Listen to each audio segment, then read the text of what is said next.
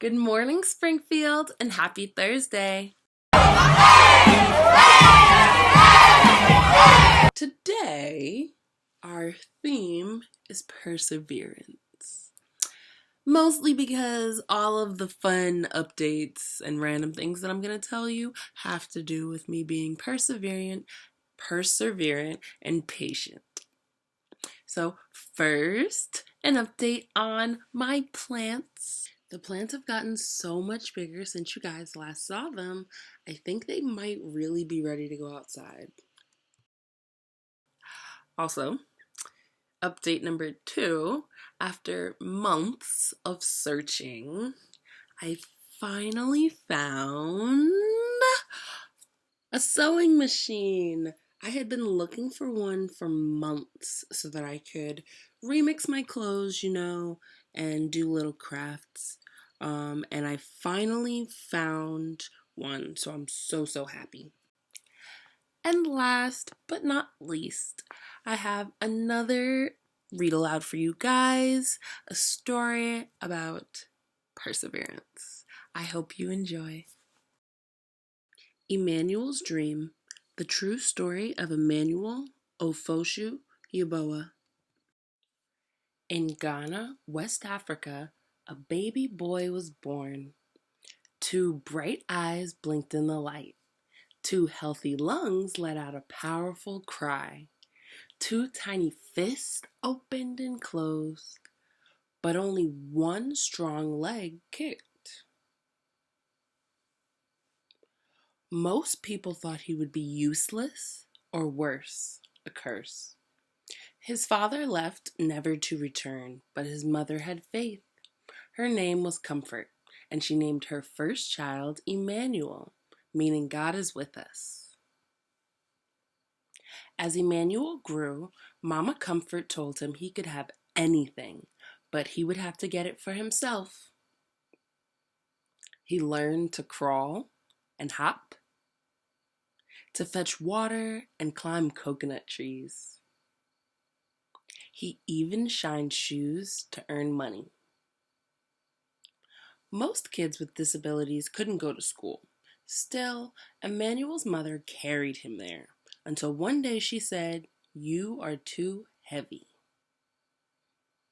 From then on, Emmanuel hopped to school and back, 2 miles each way, on 1 leg, by himself. That's very perseverant. At first, nobody would play with him.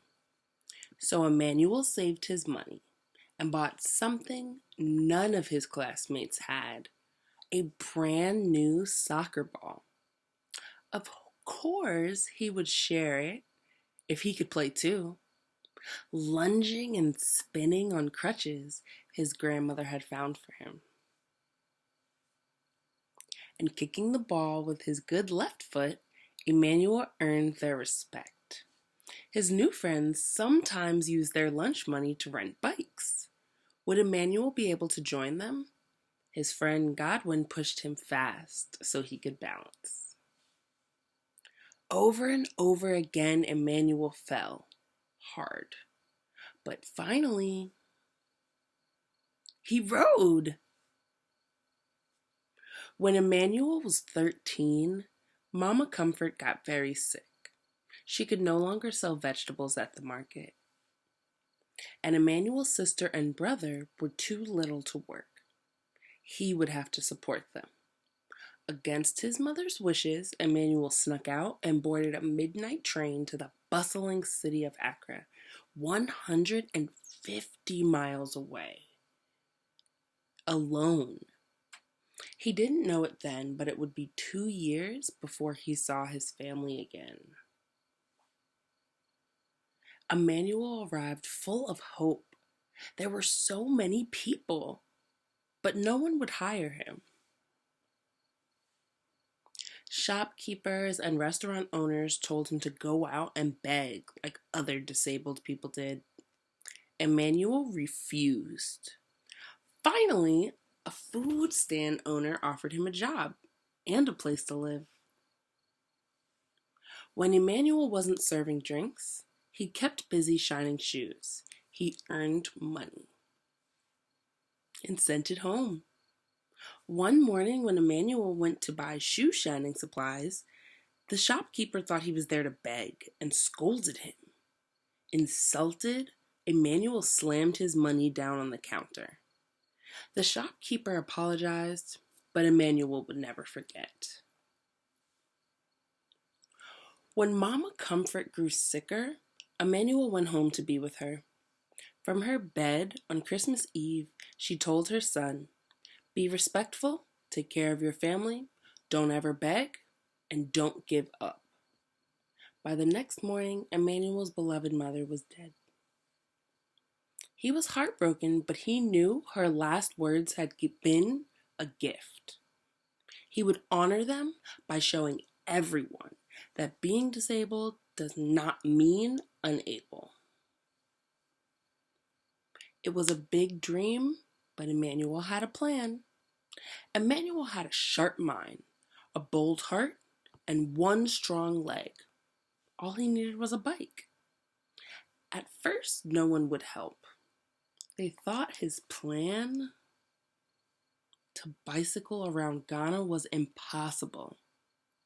Then Emmanuel wrote to the Challenged Athletes Foundation, all the way in San Diego, California. Wow.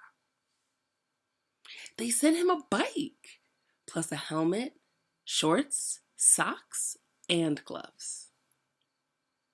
Emmanuel started training for the long ride. He persuaded the king of his region to give him a royal blessing. He went door to door asking for additional support. Finally, he hired a taxi to follow him with drinking water, a camera, and his best friends. Then Emmanuel tied his right leg to the bike's frame, jammed his left foot into a flip-flop attached to the pedal, and rode. Emmanuel pedaled through the bustling city of Accra. He pedaled through rainforests, over rolling hills, and across wide, muddy rivers. He pedaled past opium forests and plantain farms and through the market city of Kumasi. He pedaled as trucks roared past on the narrow highways and wild animals stalked his thoughts. He pedaled through vast grasslands and into the ancient city of Tamale. He rode up, down, across, and around his country, proudly wearing the colors of its flag on a shirt printed with the words, "The Pozo," or the disabled person. Along the way, Emmanuel talked to those with physical challenges and those without, to poor farm workers and wealthy landowners, to religious leaders, government officials, and reporters. He wanted everyone to see him and his disability. He wanted everybody to hear him and his message. The farther Emmanuel rode, the more attention he got. Children cheered, able-bodied adults ran or rode along with him. People with disabilities left their homes and came outside, some for the very first time. The young man once thought of as cursed was becoming a national hero.